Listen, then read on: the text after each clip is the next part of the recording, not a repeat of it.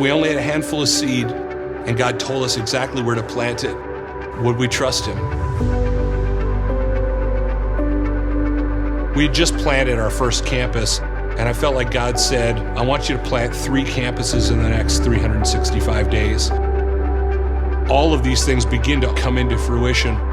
We hired our campus pastor for a Hispanic church that would be planted out of our church. I had a local presbyter call me about a dying church that wanted to meet with us. And then we voted unanimously to plant a church where there had never been another church.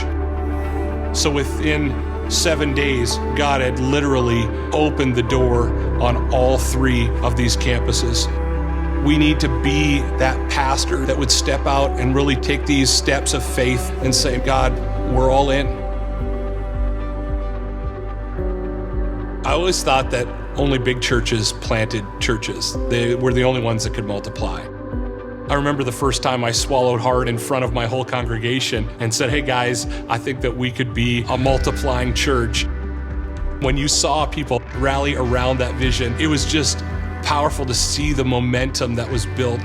Driving, looking down all of these gravel roads, thinking, man, maybe there's somebody down there that needs to know Jesus. Thinking, can God do something great in this community once again? Wanting to see multiplication not just happen through our church, but we want people to be able to see that any church can multiply. What we're starting today is not just about what we can accomplish, but it's really about impacting generations through planting churches in communities.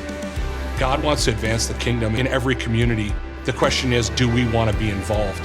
We're just blown away at what God can do through just your faithfulness to say, God, this is what I've got. I'm willing to use it in whatever fashion that you want, because we know that you want to reach people with the gospel in a powerful way.